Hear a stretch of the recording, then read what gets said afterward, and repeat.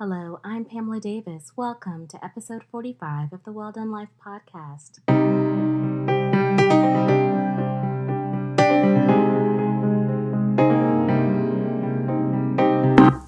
So welcome back to episode 45 of the Well Done Life podcast. I am your host, Pamela Davis.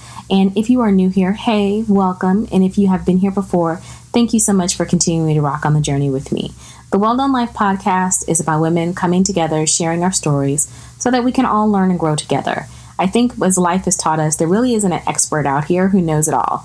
So I think through the power of conversation, sharing our journeys and our experiences, we can all learn and grow. And that's really what living the well done life is about, living in your truth and sharing that truth so that others can be better for it.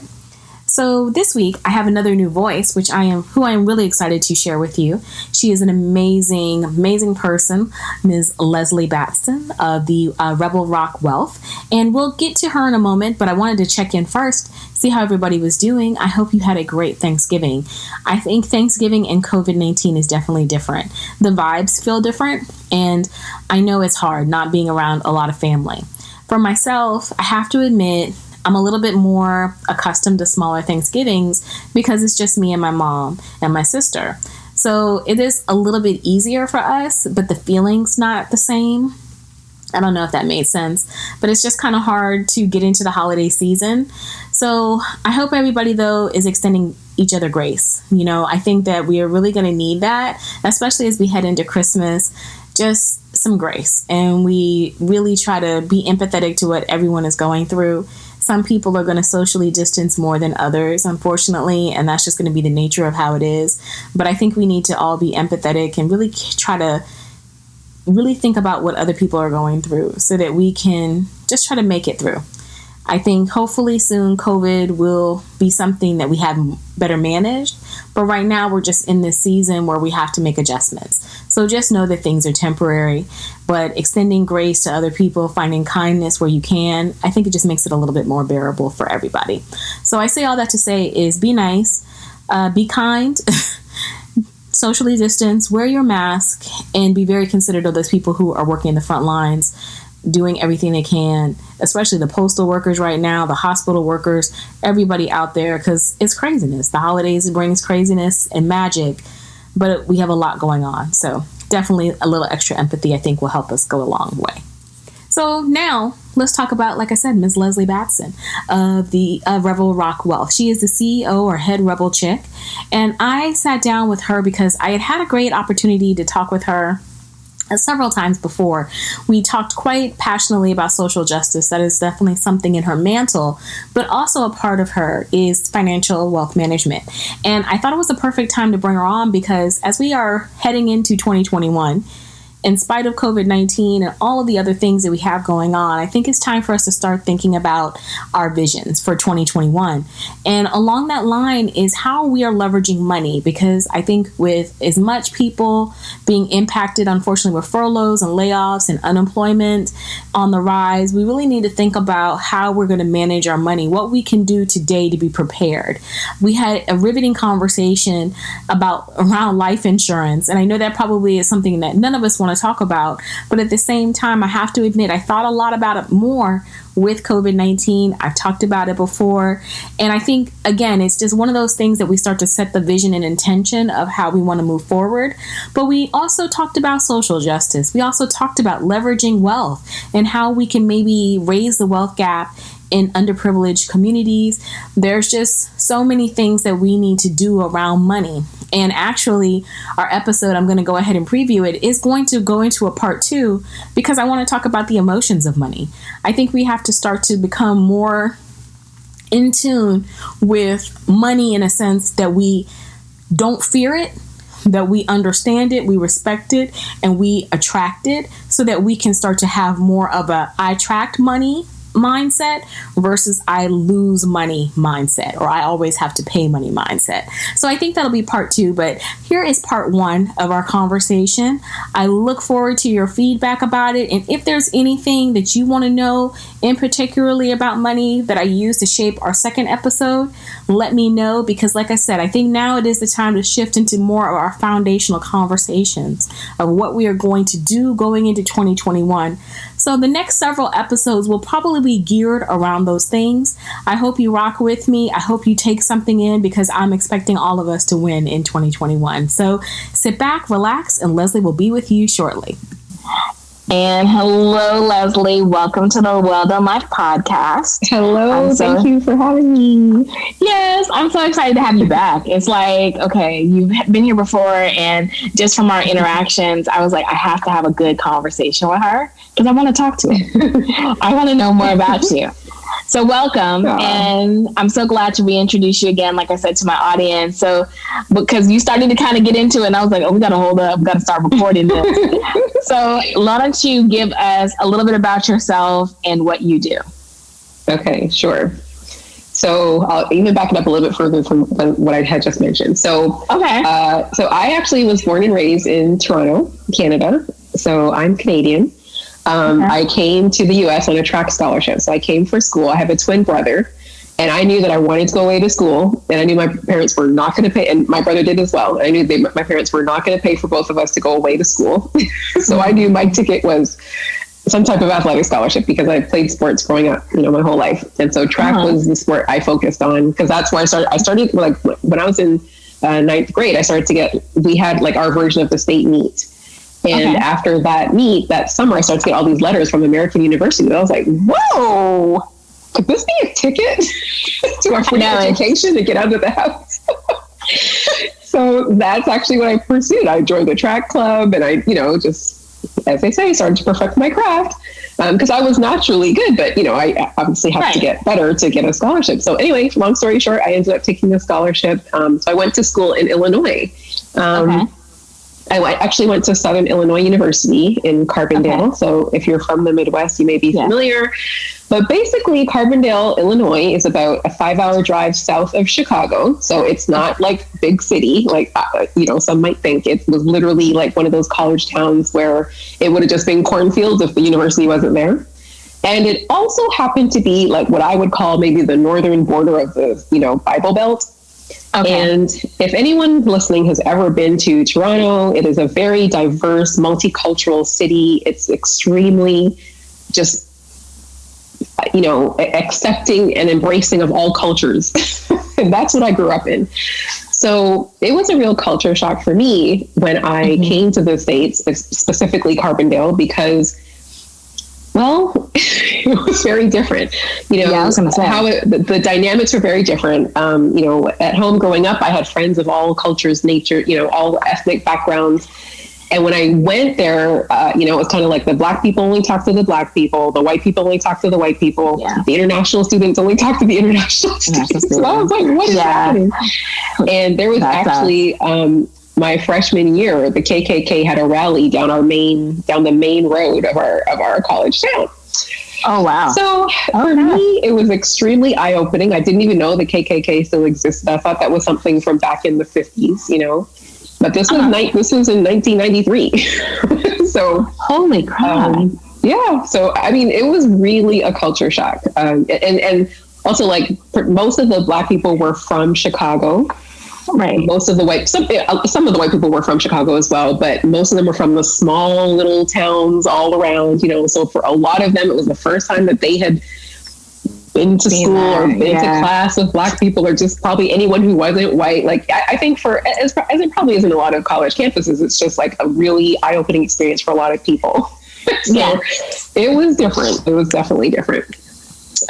So anyway, I got my degree in marketing, and then I was offered an opportunity to stay and to do my MBA, and I did a graduate assistantship with the marketing department in marketing with the athletic department. Because marketing was was my passion always. Right.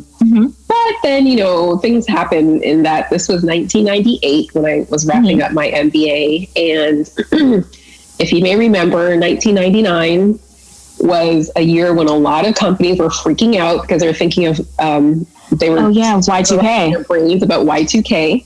Yeah. And so pretty much any company was looking to hire college grads. I mean, unless your major was basket weaving, they were like willing to hire you and train you. So that actually started my career in IT, because the problem is, even though I really loved marketing, because I was Canadian, I could not get a job in the US without some type of visa or something like that.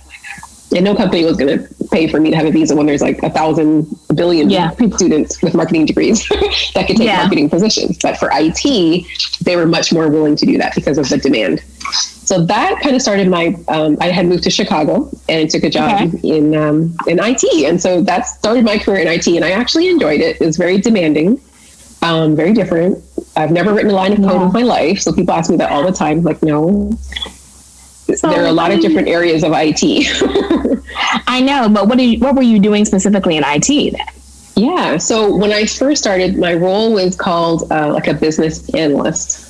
Different titles, but it was like business analyst, where really my role was to be that translator between the developers and the businesses, the business, like management executives, that type of thing. So in this initial role, the whole Y2K thing was really more about QA. It was really more about testing, making sure, like basically anywhere where there were dates, making sure that when the 99 rolled over, that it wasn't going to be like 1900 versus 2000. And so it was a lot of QA.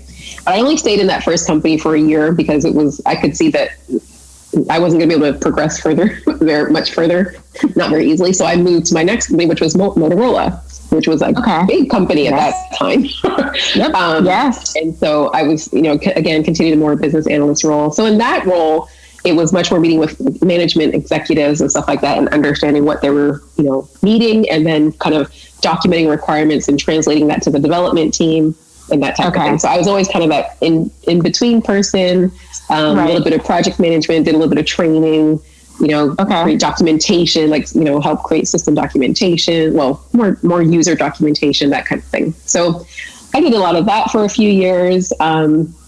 What else did I do? And I only stayed as like a W-2 employee for 5 years. I always thought I was going to be this. I always had this vision, like in high school, like going back again to when I was infatuated with marketing. Yeah. I saw the movie Boomerang with Eddie Murphy, Halle Berry, Robin Givens. Yes. And when I saw that movie, that's when I knew I wanted to do marketing. And I always had this vision that I was going to be this marketing executive at Coca-Cola in Atlanta with this giant office and like ruling the corporate world. Yes, that is so how I felt that same way. I have a question. So who were you? Were you Jacqueline or were you Halle Berry's character? Well, I wasn't as creative as Halle Berry. Angela. I'm not ruthless. Right. I'm not like a creative like Angela, but I'm not ruthless like I can't remember Robin Givens' character's name. Oh, I can't either. Robin Givens. But I felt like I always had her and Eddie's ability to understand how to reach people, how to put something together. And so that was me. That's what I pictured. It was like that exec who got to kick it and travel and do all these great things and put together these fabulous campaigns. Right. But, so the first detour was I went into IT and not marketing. But then once I got to corporate, I was like, oh no, I was not cut out for corporate. Oh my gosh. Why? Pamela, I think I really just am a very independent spirit. And I love people. I mean, I get along with people. I really am one of those kind of people I can talk to anyone. But I did not like the bureaucracy of corporate America. Mm-hmm. I don't like the stagnation. I don't like the annual reviews, and even though you set goals, they come up with reasons why you haven't met these. I'm not that person. Yeah, I did not align with that system. Yeah, so, right. So you needed a shift. I needed a shift. And of course, also in IT is very demanding. I mean, you work a lot of hours. And I was like, this is like, if I'm going to work all these hours, I'm going to get paid for these hours.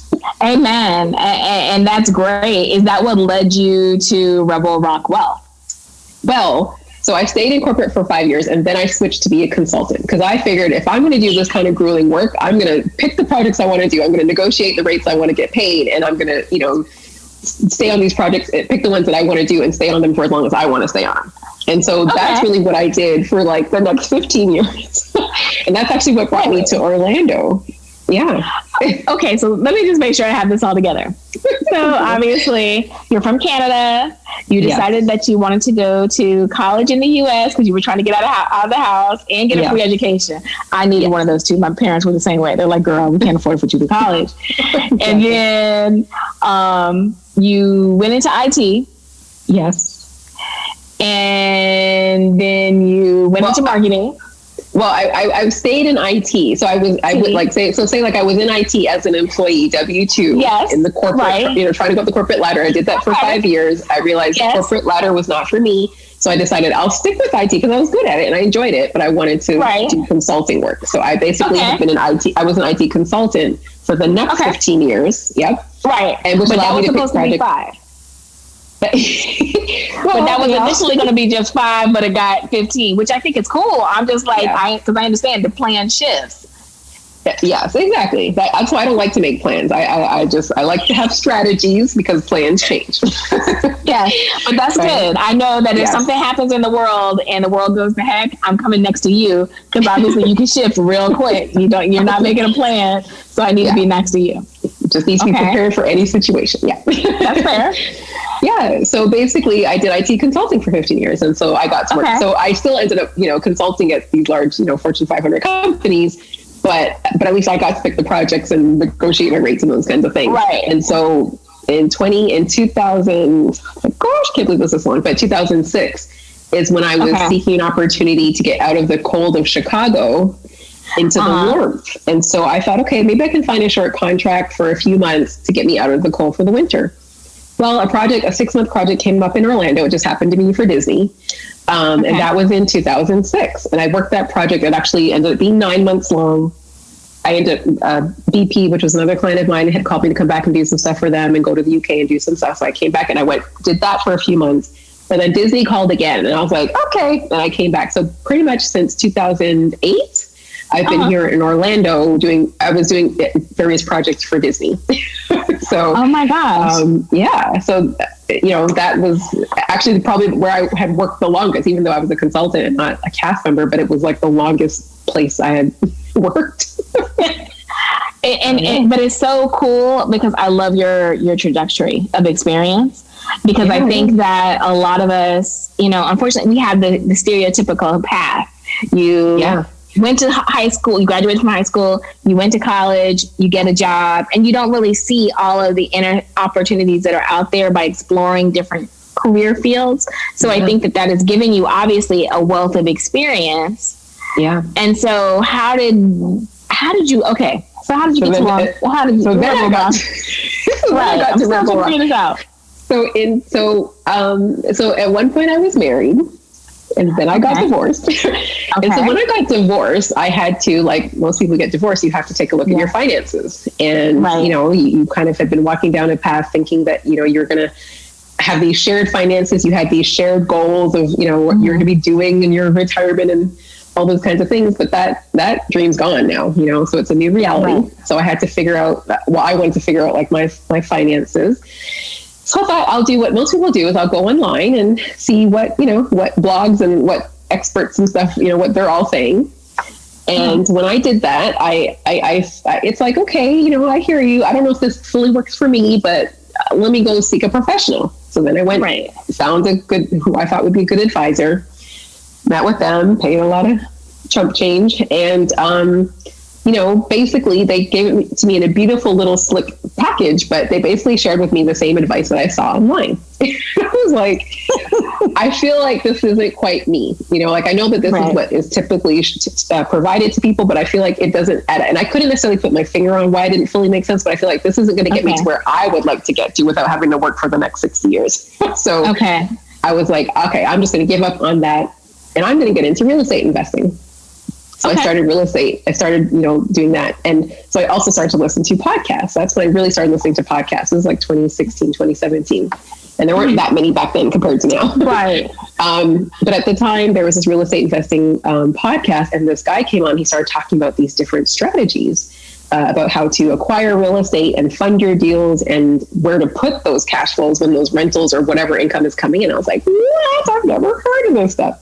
So then he also had his own podcast. So I went and started stalking his podcast and like mass binge listening to his stuff. And I was like, I've never heard this stuff. So I called him. I was like, I never heard this stuff. We need to talk, you know, and it kind of started from there. And I was very fascinated. I almost like obsessive about it. I said, why don't we know? Like, I've never heard this stuff. And I'm sure, and my circle of friends has never mentioned this stuff. These are different strategies that are, you know, typically not taught or shown to people of color because, you know, it's a lot of, you know, people share information with people they know. Right. So I felt like I really, really would like to get licensed and be able, and first of all, I want to start implementing these strategies for myself. And then I want to get licensed so that I can then share these opportunities, these strategies with other people. And so in 2017, I formed my business, and I was still, you know, I was still contracted with some of the, you know, IT consulting work that I was doing. But I thought, okay, I'm kind of getting burnt out of IT. I want to do something new. I want to do something fulfilling. I don't want to be tied down to any one location. I'm going to do whatever I'm going to do from my laptop. And this was it, you know? So basically I, you know, structured and made sure that I could kind of make the transition from full-time IT consulting to doing my business full-time. And so in April 2020, I finally was able to, basically I didn't renew my contract for IT, and I've been full-fledged in my business this year. Wow. So it's been interesting. Yeah. Oh, okay. How do you feel about that in the middle of a pandemic? This is the year that you're full-fledged in. Yeah, exactly. It's like, I mean, I already knew, like for 18 months I had structured it, and I knew that April 2020 was when I was going to be doing this, you know, so I was ready, you know. I always said, there would be a pandemic, but I had made sure I had, you know, money put away and all that kind of thing. And the irony is, though, Pam, is that when something like this happens, when so many people have a disruption to their business or to their income, they start thinking about their money, and they're like, okay, I need to make sure I start putting plans or strategies in place so that I'm prepared. Number one, I can make sure I can stay afloat right now, but make sure that if and when the next interruption comes, because there'll always be another recession, or you know, some competitor comes in and your business goes down, or you lose your job, like anything can happen. So how do you prepare yourself for that? And so I really have been so fortunate. Like I honestly, I haven't even had time to do social media or anything like that, because I've just mostly had referrals, and there's a couple videos that I did that like on someone else's, you know, for them.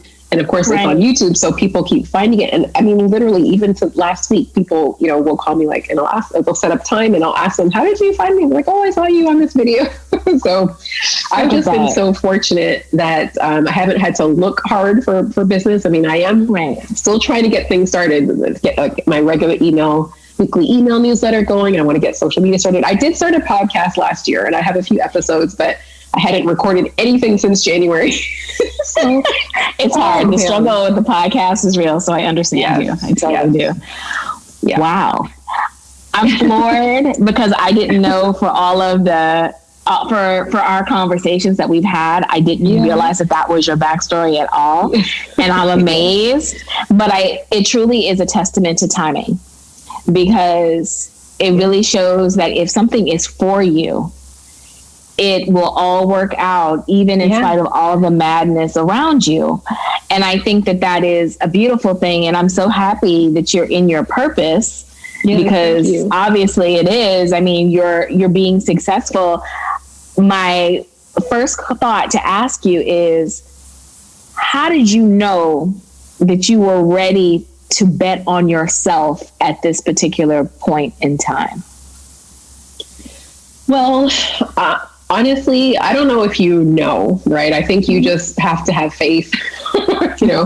I mean, you have to be smart, right? So again, it's not like I was like, ooh, I really want to do this, and I quit my job and I just started to do this. I mean, it takes time. You know, you have to, especially when you're switching from one industry to something else very different, you know, you need to take time to make sure you're learning everything, because the last thing I want to do is be advising people or giving them wrong information. The whole way I differentiate Rebel Rock Wealth is I'm like education first. I want people to be fully informed, and then they can make a financial decision. I'm not here to, I mean, some people, that's really kind of what they want. They kind of just want to hand over the reins to you and let you just do it. But I don't believe in that. I really feel like you need to be invested in your money. You know, you need to be invested and understand what's happening. So if I am teaching them that, I need to make sure I know what I'm talking about, So I really took time, from, since 2017 to identify because it's a very small group of people who teach and have the philosophy that I have and I teach. So I found my tribe, you can say it that way. So I found my mentors, I found my tribe, and I learned from them. I absorbed as much as I could from them, so that when I started to get clients, it was just like 1Z, 2Z, 3Z here and there. But when I got them, I wanted to know that I was telling them the right thing and they had confidence in me and I had confidence in myself, So you have to do that little bit of a transition. And so now, it's been a few years and I'm definitely comfortable, definitely, had lots more clients and had different experiences. So I'm much more confident. But you have to just kind of know that you know what you're doing, you make sure that financially that you've put money away. Because again, don't just expect that you're going to have all these clients all of a sudden. And then, have some faith and you have to believe in yourself. That's what it was. And I guess I also felt like if it didn't work, I mean, of course I know there's going to be a pandemic, but if it didn't work, worst case scenario, I go back to IT. Absolutely. Yeah. But I was like, no, I'm ready for a change. I'm ready to do something different. It's extremely fulfilling to see all the beautiful, happy, smiling little kitty faces as they come through Disney. But like, that's not the type of fulfillment I'm looking for anymore. I really want to impact people's lives. And so this was perfect for me. And it's funny because I can totally see how you just, again, from our interactions, getting a chance to talk to you on other levels, I see how you have a passion for people. And with you having such an education focus, what is your long-term vision for Rebel Rockwell?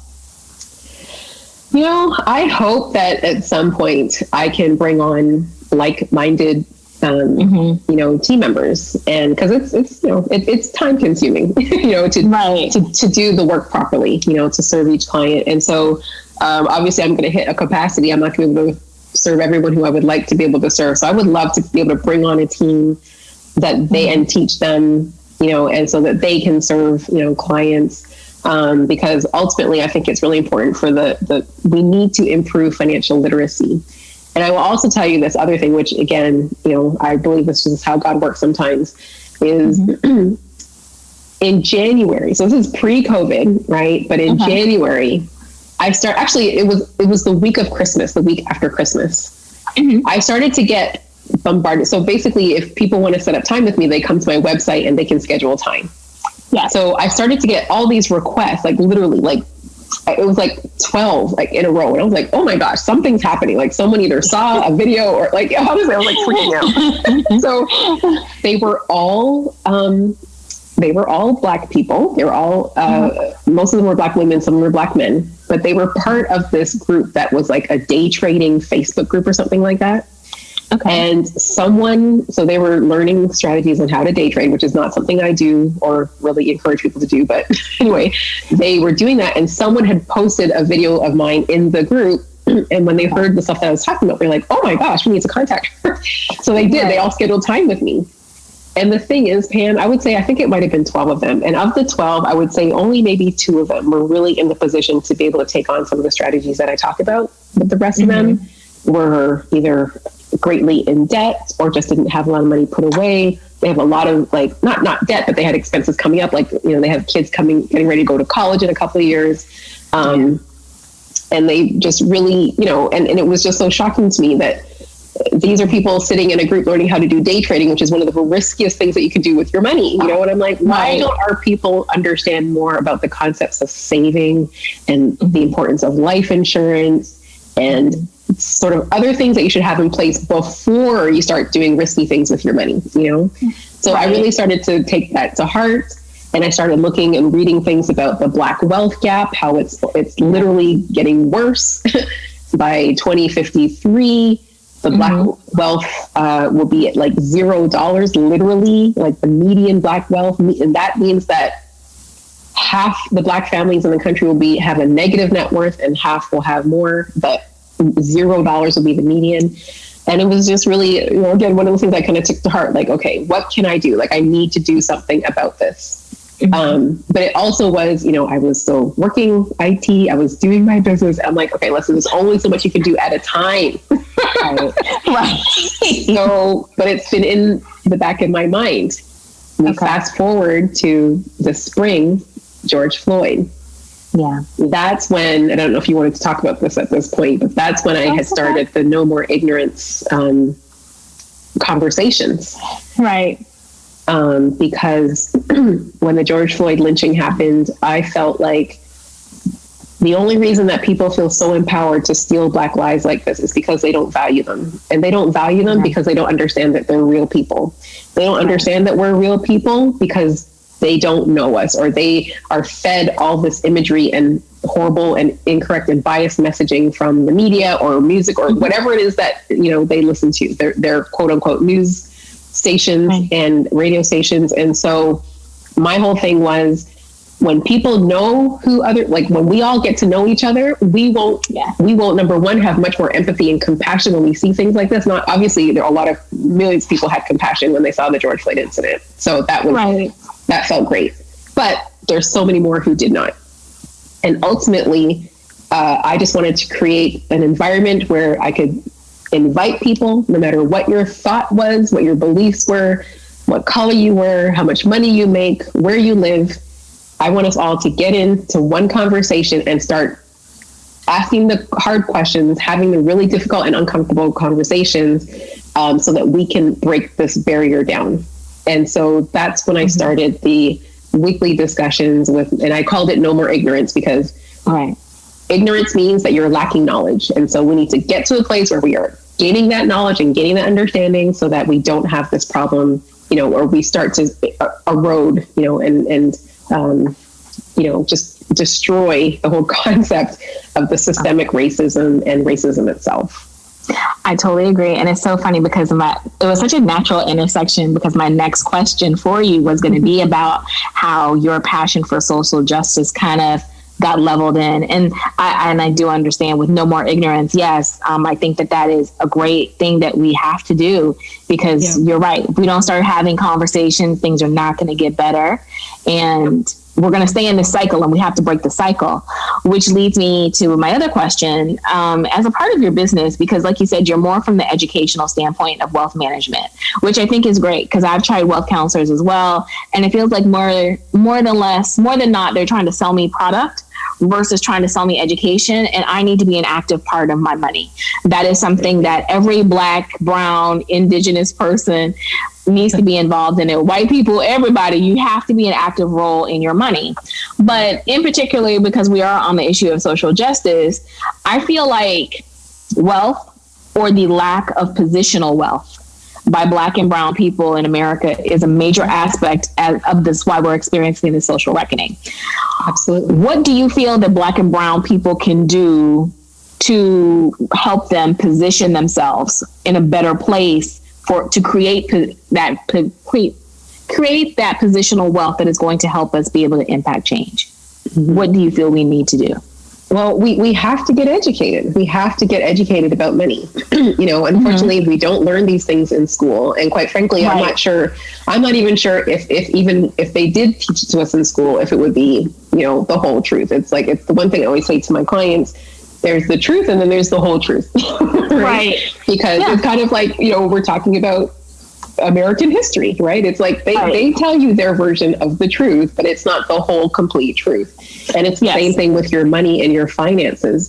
When I was saying that, I was looking online and I was like I get kind of what they're saying, but I don't think this is going to fully work for me. It's because I didn't know it, but I knew I wasn't seeing everything. I knew it wasn't clear. It's like something about me was like, this isn't the full story. And so that's what I've kind of sought. And so I feel like everybody, Black, brown, white, whatever, especially in America, we have to understand that it is not accidental that they don't teach personal finance in school. They want you to stay ignorant and dumb about certain things. They want you to keep a certain mindset, right? I mean, the public education system, period, is built a certain way. You teach kids, you teach them to value being an employee. You get them to be an employee, and they're working for you, and and that's the life that they live. And there's nothing wrong with that, because like I said, I was going to be this career employee.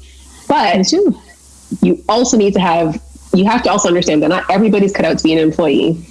There is definitely should be much more encouragement for entrepreneurship, especially with Black and brown people.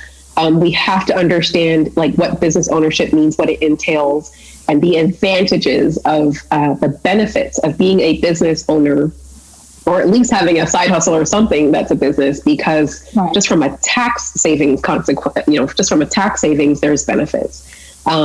But there's just from the foundation, just the basics, financial literacy is just basically missing.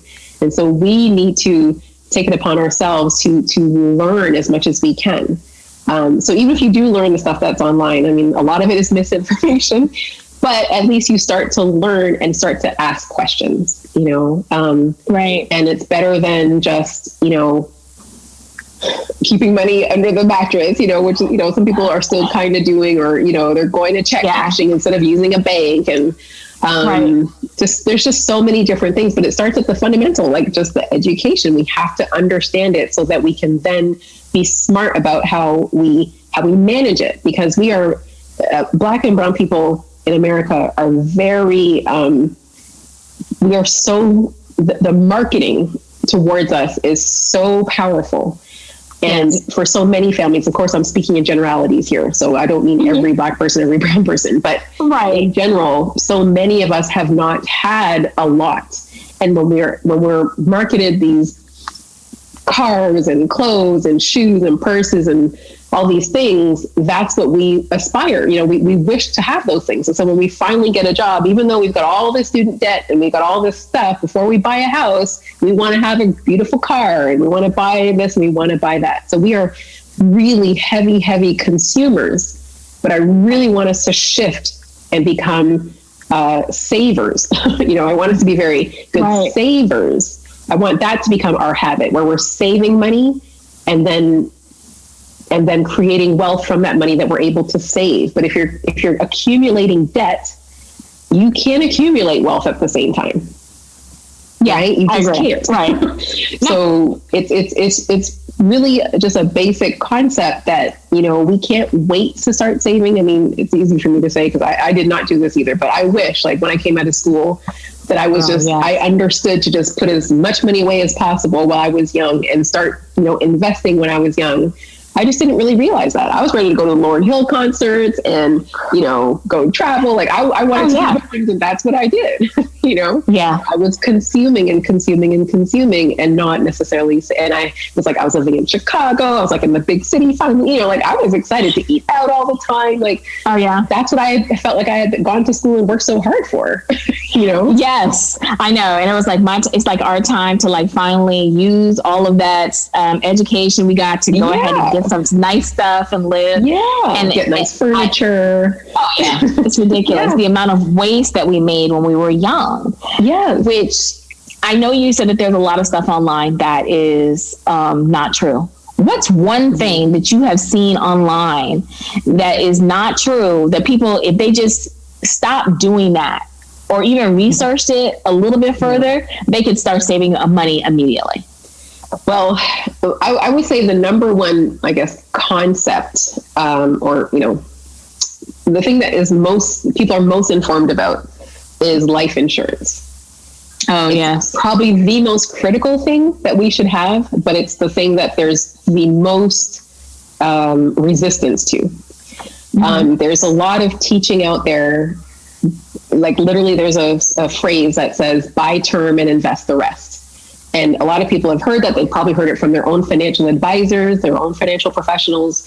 But what most people don't realize is that was actually a slogan. It was actually a tagline for a company in the 70s. It was an insurance company that, to that point, they were primarily selling whole life, and like literally from the days of the Bible. Whole life insurance is the financial product that most families have used to build and carry on wealth from generation to generation. Okay.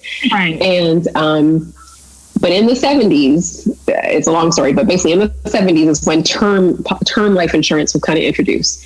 And the company basically said, you know what, we can offer this term life insurance where they can get it at a fraction of the price of whole life insurance. And we'll convince them to put the rest in the market, and we'll invest the money in the market. And of course, they make a lot more money if you put money in the market. So that literally was just a tagline slogan, but it became financial strategy, from that point on. And so the hard part for me, it's the one thing I'm constantly trying to battle, is that there's a lot of information out there that says whole life insurance whole life insurance is a bad investment. It's overpriced or it's expensive, this and that. And part of that is true. Whole life insurance it is a bad investment because it's not an investment, right? It's not meant to be an investment. No one is saying if you put your money in a whole life policy, you're going to make what you would make in the S&P 500. But what your whole life insurance policy, number one, is providing your family and beneficiaries a cushion for in the event when you pass away. But it also allows you to use that money. There's money that builds up in your policy that you can use while you're alive. And that money is not exposed to the IRS. Like when you have your money in a 401k plan or IRA or a 529, when you have, those are called qualified accounts. When you have your money in those types of accounts, every year you have to fill out a 1099, which means the IRS is keeping track of how much money you have in there. Okay. And when they decide to change the rules, they will, and they do, right? They just changed the IRA rules just in December. So when they decide to change the rules to benefit them, they will. When your money is in a whole life insurance policy, it is a private agreement it's a private contract between you and the insurance company. The IRS has no purview of it. They have no access to it. So you can do a lot of different things with that money that you can't do when your money's in other vehicles. Does whole life insurance, are whole life insurance premiums higher than term? Absolutely. Because term life insurance is, in all honesty, and I do sell term life insurance, so I'm not trying to paint it in a negative light. And it has its purpose because, again, especially if you're a young couple or young person or something like that, and you have a home or you have responsibilities, if you were to pass away, your family will get that money. But it has no value to you while you're alive. It has great value to your beneficiaries. Okay. Right. But whole life and term is usually only available for a term, 10 years, 15 years, 20 years, whatever that's going to be. And for most people, that term life insurance runs out before they're, clearly it could be in their 30s, 40s, or 50s, or even 60s. Yes. But most people do not. most people live beyond those years. Right. So when you really need to have insurance, which is in your later years, you typically don't have any term insurance left. Whereas whole life is covering your whole life. Think of it as it could be a 60, 70, 80-year term, depending on when you buy it, but it is there for your whole life. So it costs more because it is factoring in the cost, like the cost of insurance increases as you get older. So it's factoring in all of those costs. Less than 2% of term life policies are ever claimed. That's how improbable it is that you will die, in the time that you have term life insurance policy. Whereas 100% of whole life insurance policies are claimed because they're in effect until you die. And unless you know something different, I don't know anyone who's not going to die at some point. It is a guaranteed event. Right? Absolutely. And it's one of those things that our families don't know. You hear about people who, grandma passed away and then they lost the house because they couldn't pay the taxes, or they didn't know because they didn't have the paper, like all these kinds of things. If you had life insurance and were able to get some money to cover those kinds of things, you could keep that home in your family. You would have money to pass on so your grandkids could go to college. You could, there's so many different things that you could do. You could keep the business afloat and in the family. There's so many different things, but we don't know about these things. So that's just one little tool, one little product, I guess you could say, that could save and change the trajectory of so many different families of color. But in so many cases, they are either sold something really bad, or they're not. They have an aversion to it. They're like, nope, I don't want it. It's a waste of money, and they just don't get it. So that's the one thing I feel is the one thing where there's a lot of wrong information about it out there that people read, and then it deters them from getting it. And it's also one of the most critical pieces that they should have in their, I guess you could say, financial portfolio. Oh, absolutely. Because as you were talking, I was sitting here thinking about my own experiences with my parents, because when my father died, now that I think about it, it was a whole life policy. But when I think about, he got that policy, I think back in like the 80s, and he got it through work. And so he just kind of kept paying on it because that was in his mind. And my mom has the same policy for them. That's their insurance plan. But then money back in the 80s went a lot further. The money goes in 2020. That's and inflation. Yeah. And there was no type of, I'm quite confident, there was no financial planning with somebody to say, well, by the time this happens, you might need this. And then I find that you wind up seeing a lot of people who are underinsured, but they are paying these ridiculous amounts of money for a little bit of policy. Yeah. So, I mean, granted, I always make a joke with my brother and my sister. I'm like, we don't have squat to fight about. When everybody passes on, there is nothing to discuss. Like we got enough to get everybody buried and covered. But it's not like we're about to become millionaires. But you bring up a really, sorry. I was just going to say, you bring up a really great point, is that there are those people who they're like, oh, I have life insurance through work. I don't need additional life insurance. Your life insurance at work is typically 1 times your salary. Maybe if you're like a manager or executive, you might get like 2 or 3 times your salary. Okay. Yeah. But just like you said, at some point you're going to retire and leave that company. So that, number one, that policy typically is only in effect while you're employed with that company. Once you leave, you don't have that coverage anymore. But number two, even if you do decide to somehow reach out to that company and continue it, the premiums are probably going to be crazy, and the amount of coverage is not going to be enough. And it's just, people, so many people are underinsured, and it's just because they thought they had enough. They didn't think to ask. So it goes to when you're asking, again, that's why I say we have to be much more financially literate. We have to know the questions to ask. You don't know what you don't know, but you have to ask these questions, because at least they might have enough to bury themselves, but they don't have enough for that legacy. Oh yeah, there's the bills that you leave behind. Then that becomes part of the estate. And unfortunately, in the Black and brown communities, we are not having those conversations about what's going to happen. I hate to say it, when Big Mama passes away. We're just going to assume that when she passes away, that's it. And there's a whole host of products and problems and questions that need to be answered. So I like the fact that you have that vision, that people are financially aspiring to think more positionally wealthy, because I feel like that is part of the problem, like I was saying, in the Black and brown communities. And that is why we struggle to really have change impacted in the government and in our society. Because I have a question for you, and I know that's obvious. It's lofty, because we're primarily most of us are just, middle class, working class people. What do you feel about citizens, especially in the Black and brown community, forming political action committees or super PACs? How do I feel about it? How do you feel about it from a wealth management perspective? Do you think that that's something possible for us to do? Yeah, I mean, it's possible to create the PAC. I mean, a lot of people create a PAC. I think you have to think about how impactful will it be? Will those, how strategic are you going to be with those dollars? Like, for example, when we look at this past election, Jamie Harrison, who was running against Lindsey Graham. Yeah. I mean, I don't know how many millions of dollars went to support him, and he still lost. Yeah, I'm sure that there's probably examples of where a PAC was created and it went towards and helped someone. I can't think of who it would be off the top of my head, but I don't mean to say it in the joking way. Gotta get a good. You make sure your candidate is strong. Yeah, you have you have to know that they have a realistic shot. And quite frankly, I think we all thought he had a realistic shot just because of the coverage. But at the same time.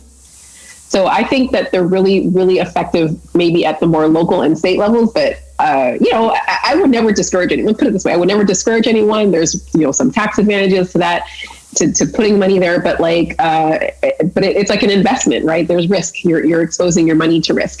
So, yes. You're obviously hoping that the risk pays off, but just know that there's some risk in that.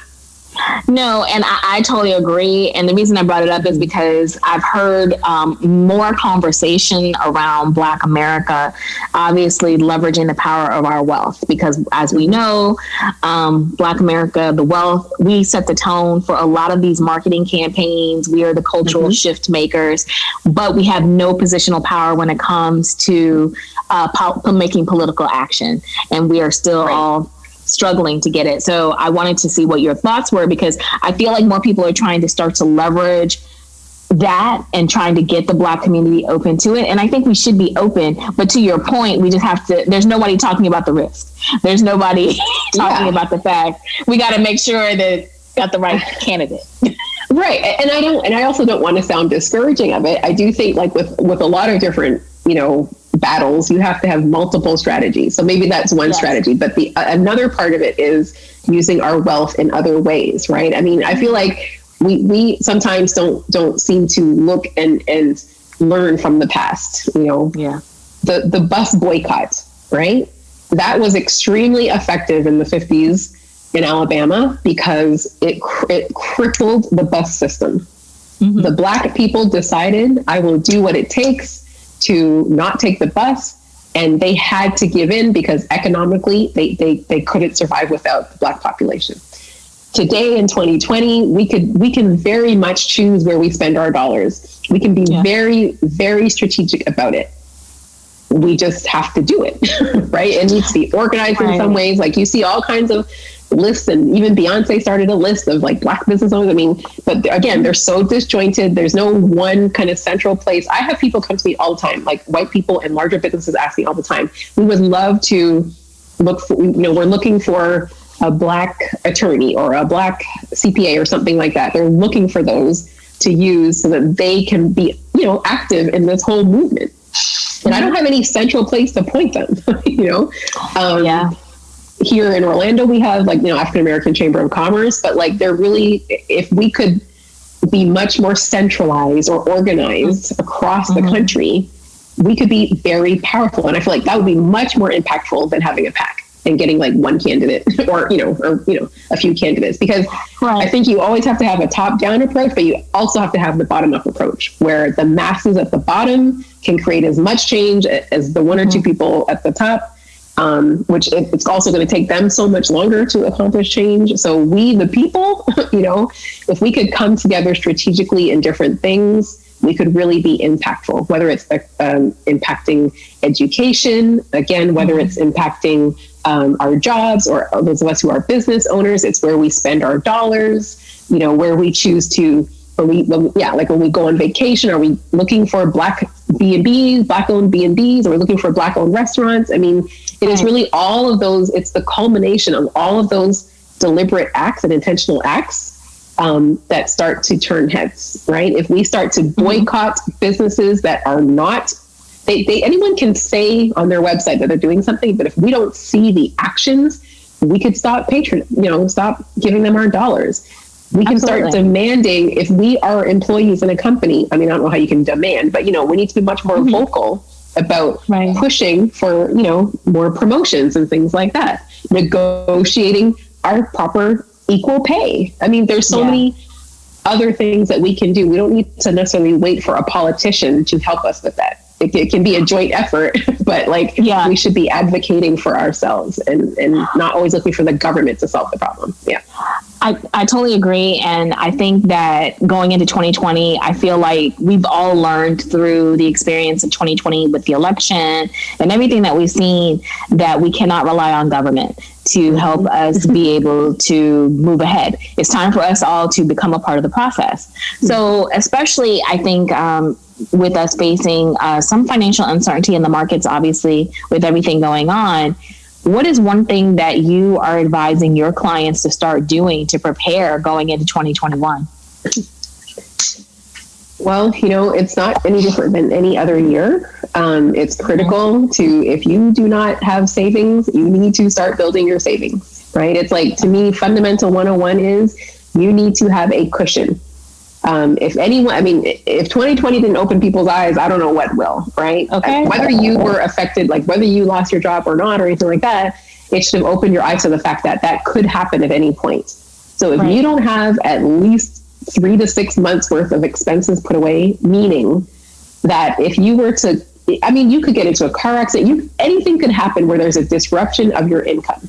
And if that were to happen today, would you have enough money put away to pay your mortgage or your rent, your car note, your insurance, your utilities, your groceries? Like, do you have that money put away? You need to, number one, calculate what, and I'm not talking about, movies and eating out. I'm talking about like the critical things that you need to live on a day-to-day basis. At number one, add up what that totals. Let's just say that comes to $5,000. Just we have a round number. If that number is $5,000, you need to have at least $15,000 put away somewhere that's liquid, that you can access quickly in case of an emergency, or that you need to be able to access. And that means it's not locked up in a 401k plan or something else where you're going to have to pay a penalty to get to it. It means it's not on a credit card, right?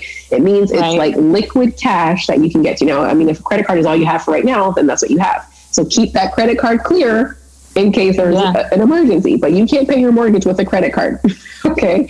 Amen. So while you're building up that savings, make sure you've got a credit card that can handle at least, 1 month's worth of expenses. So the first thing is calculate what those expenses are. The second thing is start building up a savings towards that.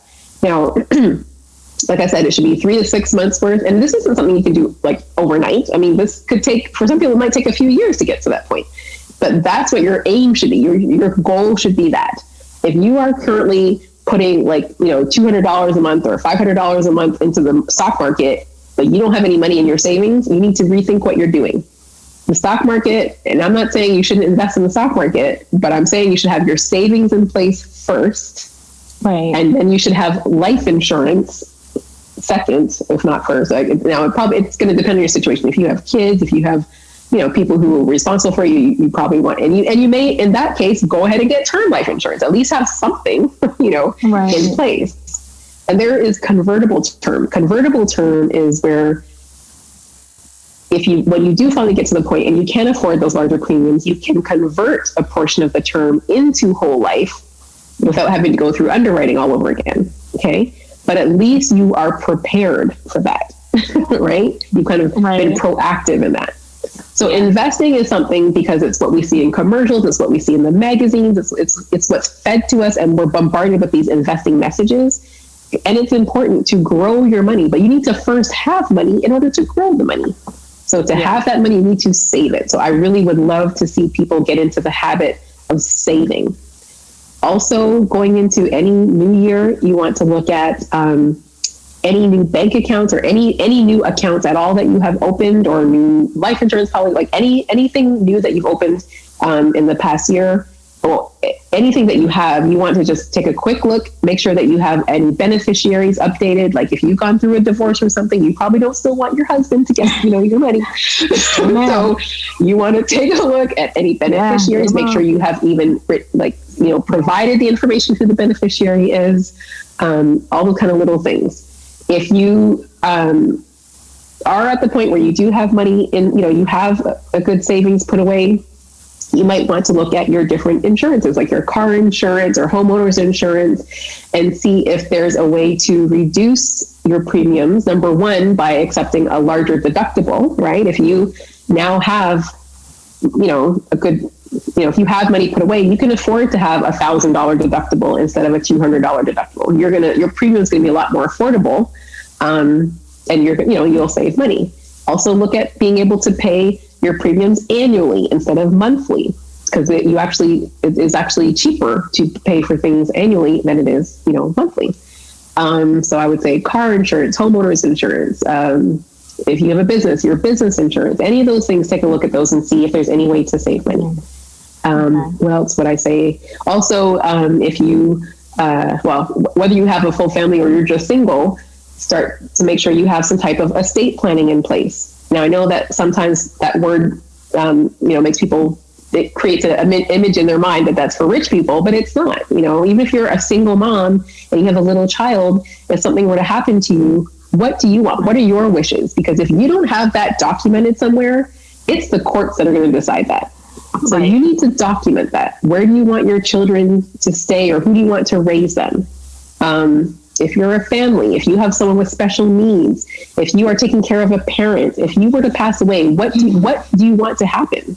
So that's all part of estate planning. It's really just saying, unless you really just want the courts to decide what happens to the fate of your money and everything you worked hard to build and your family, you need to write it down, meet with an attorney. If you have a larger estate, then, meet with a professional. They will help guide you. And maybe it's time to set up a trust. I think a lot of people don't understand what probate is. Right.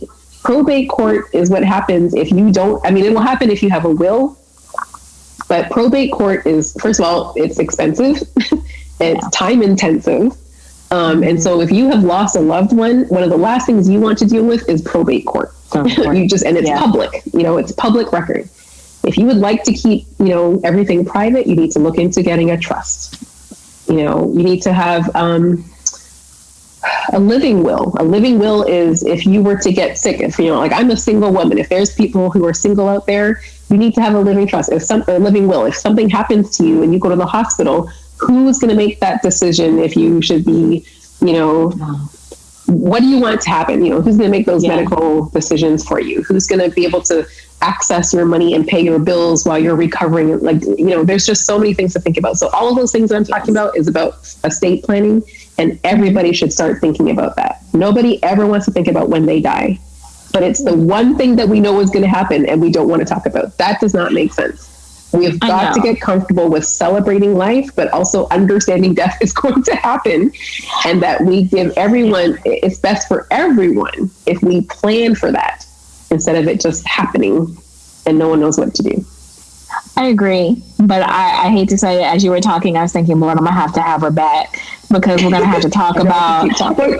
No, it's not even that. We're going to have to talk about the fear of talking about death and about money, because I'm sorry, and as I'm in the Black community, in the Black and brown community, that is a struggle. We do not talk about it, and I have been on that end of being surprised by death, and it's not cute. It's not. It is a horrible experience, and I was mad for a while that my parents never would engage me when I tried to have those conversations, and I felt I was lost trying to dig through.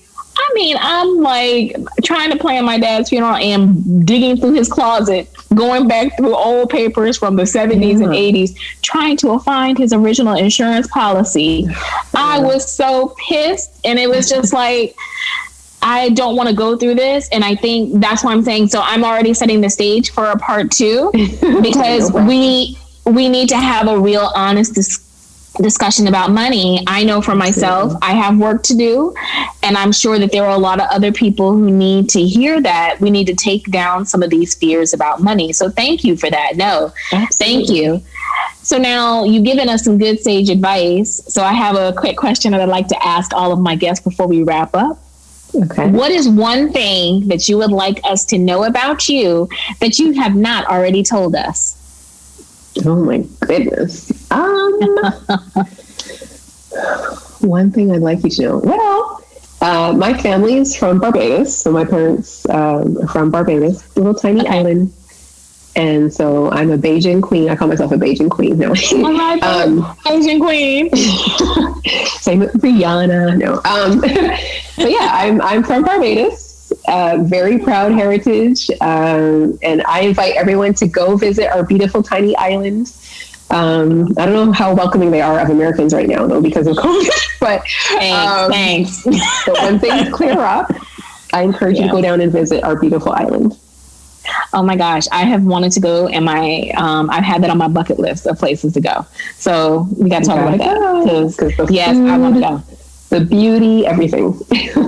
I could imagine, and I wish they would take us right now, but I know that that's not an option. I understand. So no, but I was going to say thank you. That's it. I want to say thank you for taking the time to come on and share with me. So tell us how we can all find you, because we obviously all need you to help us get our financial life together. Well, I'm so glad to be here. Thank you for inviting me. But you can find me on my website at rebelrockwealth.com. You can schedule time, or you can just shoot me a message. Okay. You can also find a link to No More Ignorance there. If anyone is interested in joining those conversations, you're welcome to sign up there. Awesome. And for everyone, I'm going to have all of Lesley's social information and all her contact in the show notes, because we definitely want to keep in touch. And I am going to have you back on to talk about, let's have a real conversation around money, because we need to get our life together. So thank you again for your time. I really, really appreciate it. I want to thank Lesley again for coming on the podcast. It was so great to be able to talk with her. She has a wealth of knowledge, and her experiences, as well as her passion for people, I really think make her a really powerful resource for wealth management. And again, like I was mentioning earlier, I really want us all to start to shift our focus going into 2021. Acquiring wealth and being able to be in a better financial footing really helps your overall well-being. I mean, obviously, yes, it's important to be able to pay the bills, but there are so many emotions and so many fears tied up with money. And I think a lot of those emotions and fear obviously come from either previous experiences or lack of knowledge. So being able to position ourselves so that we're able to acquire the knowledge that we need to be able to master money, to be able to realize that you can attract money, that you can manage money, that you're an abundant source of it, really will help kind of shift the narrative going into 2021, as well as be able to make sure that we're thinking about putting ourselves in position to not just take care of ourselves in the short term, but make sure in the long term that we're covered, that our family is covered. So it's all part of that vision-minded thinking. It's all about the well done life. So again, I really want to thank her for coming on and starting to plant those seeds. So like I said, the next couple of episodes, I will start shifting the focus more toward 2021. It's time to be very intentional. And I am planning on taking a vacation soon. I'll have more details about that in next week's episode. So I look forward to sharing that with you guys as well. But going into Christmas, I really want to take this time, especially this year. This will be special for me. And I'll probably share more about this next episode. But this will be actually the first time that I've ever decorated for Christmas. And so in 10 years. So I'm very excited about it. But I want to just kind of make sure that I savor this time with my family and give myself a break. So we'll talk more later, but I hope you guys really enjoyed this episode. Please like, subscribe, share, and review on Apple Podcasts or wherever you're able to review this podcast so that we can continue to grow. And I look forward to talking to you guys next week. Take care of yourselves. Bye-bye.